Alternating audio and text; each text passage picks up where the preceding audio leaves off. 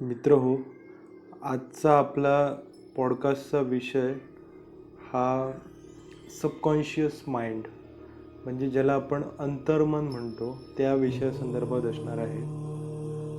अंतर्मन आणि स्वधर्म यांचा आपापसात कसा काय संबंध आहे हे आज आपण पाहणार आहोत. यापूर्वी अनेक वेळा आपण पाहिलं की ढोबळमानाने मनाचे दोन भाग केले जातात. वरचा कॉन्शियस माइंड चेतन मन, ज्याला आपण तार्किक मन किंवा जाणीवेचं मन म्हणतो, आणि त्याच्या गहराईत सबकॉन्शियस माइंड अवचेतन मन असते. जैसे की समुद्रावर तरंगणाऱ्या हिमनगाच्या दर्शनीय भागाकडे पाहिले तर जसा वरचा दिसणारा भाग हा चेतन मन समजू शकतो, तो मूळ हिमनगाच्या जवळपास 10% दिसतो, पण इतर 90% भाग पाण्याखाली व्याप्त असतो. सहसा तो आपणास दिसत नाही.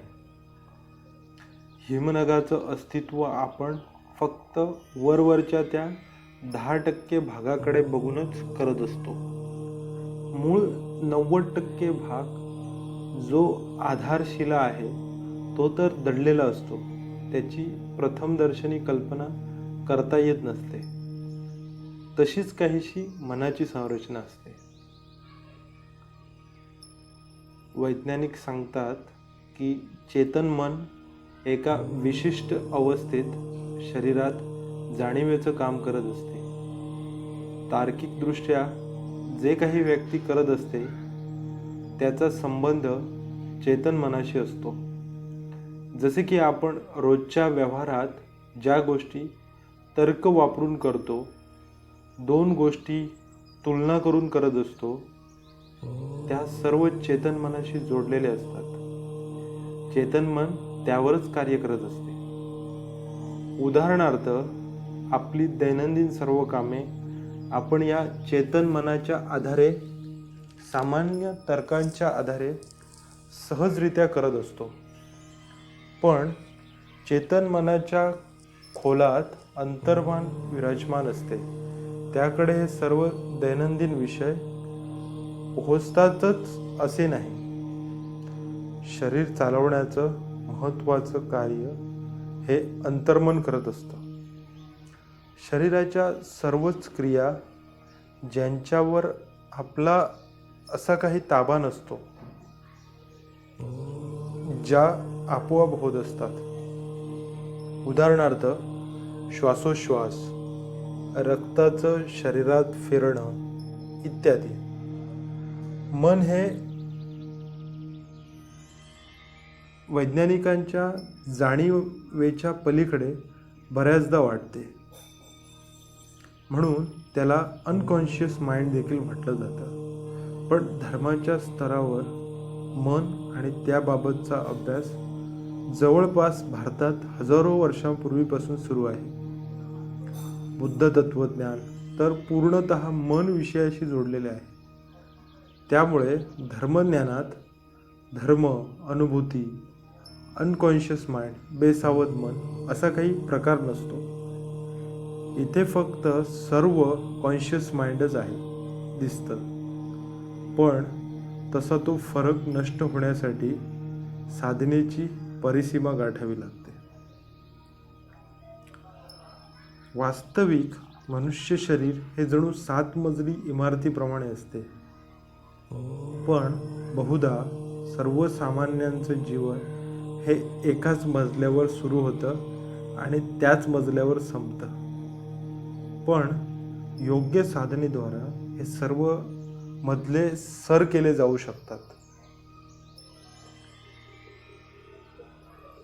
कॉस्मिक कॉन्शियस ब्रह्मचेतन, कलेक्टिव्ह कॉन्शियस समष्टी चेतन, सुपर कॉन्शियस अतिचेतन, कॉन्शियस माइंड चेतन मन ज्यात आपण सध्या जगत आहोत ते, त्यानंतर अनकॉन्शियस माइंड अवचेतन हे चेतन मनाच्या खोलात असते.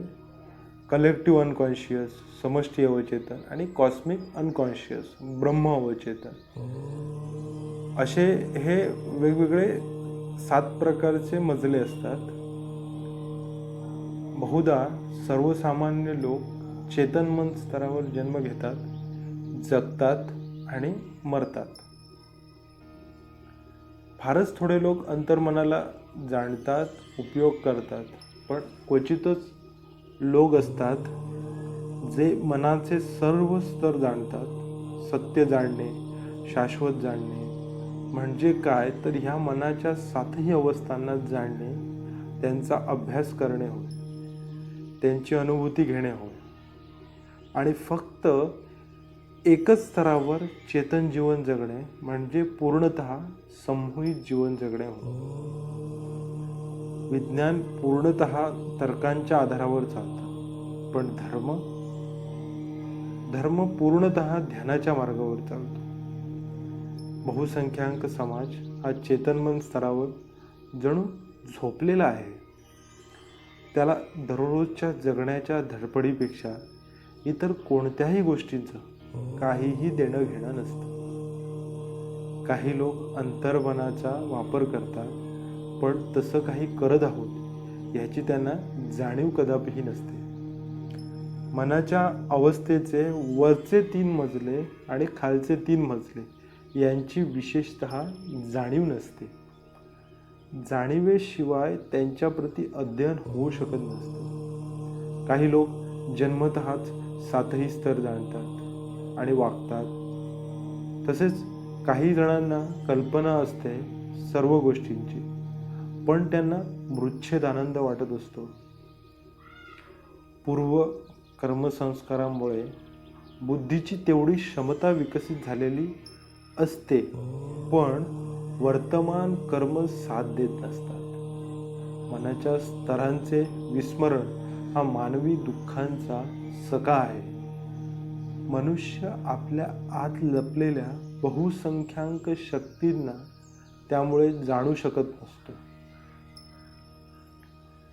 चेतन मनाची जाणीव त्वरित येऊ शकते, कारण चेतन मनाच्या स्तरावरचा विशेषतः आपलं सर्वांचं जगणं असतं. तेथूनच म्हणजे चेतन मनातून खाली अंतर्मनात उतरण्याची आवश्यकता फार आहे. अंतर्मनाची कार्यप्रणाली समजणे महत्त्वपूर्ण आहे. अंतर्मन कशा पद्धतीने आपल्या संस्कारांना प्रभावित करते. अंतर्मन म्हणजे जणू आपलं व्यक्तिमत्व असते. हे एकदा का व्यवस्थित अनुभव करता आलं की आपोआप आपण एक खालच्या स्तर उतरतो. ती आहे समष्टी चेतन, समष्टी अवचेतन, कलेक्टिव्ह कॉन्शियसनेस. जसं एक स्तर खाली उतरत असतो, तसंच एक स्तर वरच्या स्तरावर देखील आपण आपोआप पोहोचत असतो. तिथल्या संभावित शक्तींची अनुभूती घेत असतो. कारण झाडाची मुळं जेवढी खाली जात असतात, तेवढेच ते वर देखील विस्तारत असतात. वर्तमान स्थितीत जाणीवपूर्वक काही गोष्टींचे अभिनय करून आपण अंतर्मनाच्या गहराईत उतरत असतो. निद्रा आहे, पण त्या निद्रेतही तुमच्या आतला साक्षीदृष्टा भाव जागृत आहे. तेव्हा तुम्ही अंतर्मनात खऱ्या अर्थाने उतरता. निद्रेत येणाऱ्या स्वप्नात तुम्ही स्वतः भागीदार असणार नाही, तर आता तुम्ही स्वतः दर्शक स्वरूपात ते पाहत असता. तुम्हाला पडणारं प्रत्येक स्वप्न, त्याच्या येण्याची तुम्हाला पहिलीच चाहूल लागत असते. स्वप्न तुमच्या मनपटलावर आलं, तुम्ही त्याच्या सर्व घडामोडी प्रेक्षकांप्रमाणे पाहू शकत असता. तोच क्षण असतो की तुम्ही समष्टी अवचेतनमध्ये उतरले जाता. समष्टी अवचेतन म्हणजे हे माझं एकाचं अंतर्मन मुळीच नाही, हे सर्वांचे एकत्रित अवचेतन मन, म्हणून त्याला समष्टी अवचेतन म्हणतात. जो व्यक्ती स्वप्नात जागृत राहू शकत असतो, तो या 3ऱ्या स्तरावर पोहोचतो. त्याला सर्व ज्ञात अज्ञात सर्व शक्तींची वैश्विक नियमांची जाणीव होते. विकारांच्या मोठ्या जंजाळातून तो आता बाहेर पडलेला असतो. त्याच्या प्रत्येक विचारात समाज, विश्व, मानवता हा दृष्टिकोन असतो. त्याची विचारांची काम करण्याची क्षमता सार्वजनिक स्तरावर जाऊन पोहोचते. धर्म, परंपरा, संप्रदाय, जातपात हे सर्व त्याच्यासाठी आता नगण्य होऊन जाते. समष्टी अवचेतन या स्तरावर विचार करणाऱ्या व्यक्तीला सर्वच भिन्न भिन्न चेहऱ्यामध्ये आपलं रूप दिसणार आणि आपल्यातच सर्व गुण अवगुण समावित आहेत असा बोध होईल. आपोआप असे काही चमत्कार होतात की या स्तरावर पूर्वीच पोहोचलेल्या लोकांचे विचार, त्यांचा संपर्क होऊ लागतो. अंतःकरणात जाऊन चाचपणी करताच हे दृष्टीस पडतं की उच्च तत्वज्ञान, सत्य, शाश्वत समजण्यास आणि मांडण्यास आपण जणू सामर्थ्यवान बनलो आहोत. याचीच परिणती पहा. आज जगात विविध देशात मानवी तत्वज्ञान आहे, त्यात सर्वत्र साम्यताच असल्याचं आपल्याला पाहायला मिळते. मूळ गर्भितार्थच तर एकच आहे. काही रचनात्मक गोष्टी भलेही प्रांत, संस्कृतीप्रमाणे भिन्न असतीलही, पण मूळ सूत्र सर्वच तत्वज्ञानांचं एकच असल्याचं लक्षात येईल. कारण ह्या तत्वज्ञानाचे रचयिता व्यक्ती सार्वजनिक अशा या समष्टी अवचेतन मनाच्या स्तरावर अनुभूती घेत असतात. खूप सारे संप्रदाय, धर्मपरंपरा, ईश्वर कोणी एकच असल्याबद्दल कथन करतात किंवा संपूर्ण विश्व महाप्रलयाच्या शिकार होईल इत्यादी गोष्टी आजच नाही तर फार पूर्वीपासून, म्हणजे जेव्हा कोणत्याही आपसी संपर्काचे साधन नव्हतं तेव्हापासून कथन करत आले आहेत.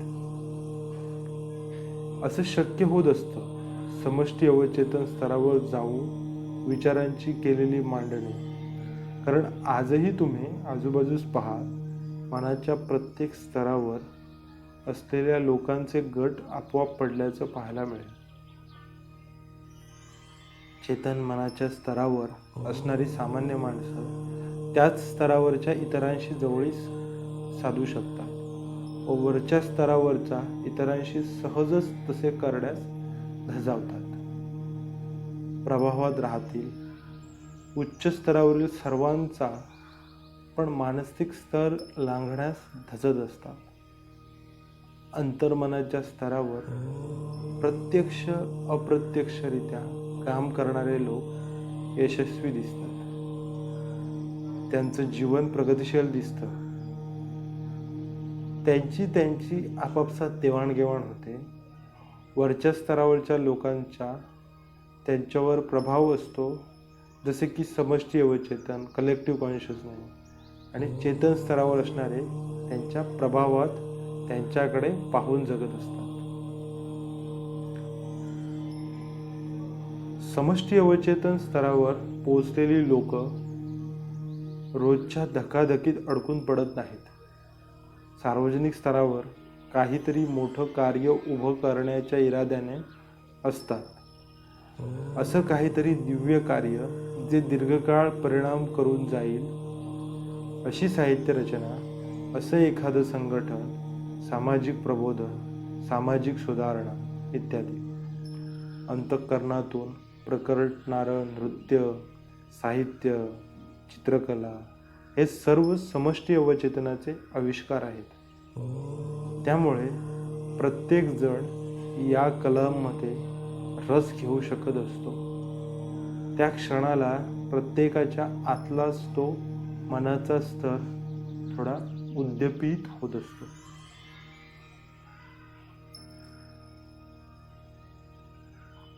जगातील सर्व भाषा संस्कृत या भाषेपासून बनल्या आहेत असं म्हटलं जातं, पण वास्तवात असं नाही आहे. भाषा हा रचना प्रकार समष्टी अवचेतन मनाचा आविष्कार आहे आणि हे मन प्रत्येकाच्या ठायी आहे. आपली भाषा ज्यांनी मूळतः विकसित केली तेही ह्याच मनाच्या स्तरावर कार्य करत होते. त्यामुळेच रचनेत साम्यता येणे किंवा तसे वाटणे शक्य आहे. जेव्हा कधी आपापसात कोणतेही संपर्काचं माध्यम नव्हतं, त्या काळची गुफाचित्रे पहा, हत्यारे, रंगकाम पहा किंवा चलन पहा, सर्वच साम्यतापूर्ण वाटेल. याचं कारण प्रत्येकाच्या स्थित समष्टी अवचेतन कलेक्टिव्ह कॉन्शियसनेस ज्यांच्यात हा मनाचा स्तर जागला तेच काहीतरी विशेष रचनात्मक करू शकले. त्याच सभ्यता विकसित होऊ शकल्या. बाकीच्या फक्त अनुकरणात व्यस्त राहिल्यात. जेव्हा व्यक्ती समष्टी अवचेतन मन कलेक्टिव्ह कॉन्शियसनेस च्या स्तरावर पोहोचतो आणि जागृत अवस्थेत बराच वेळ व्यतीत करतो, तेव्हा ती व्यक्ती आपोआप कॉस्मिक कॉन्शियस ब्रह्म अवचेतनमध्ये उतरते. त्या क्षणी ती कॉस्मिक कॉन्शियस ब्रह्मचेतन मन मध्ये देखील प्रवेश करते. म्हणजे निसर्गाच्या अतिसूक्ष्माचा बोध होऊ लागतो. निसर्गाचा अनित्य बोध नियम पूर्णतः स्पष्ट होतो.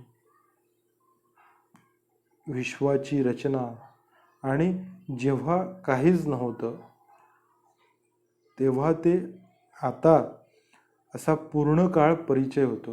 म्हणजे विश्वाची उत्पत्ती, रचना, विस्तार यांचा सर्व बोध आपोआप होऊन जातो.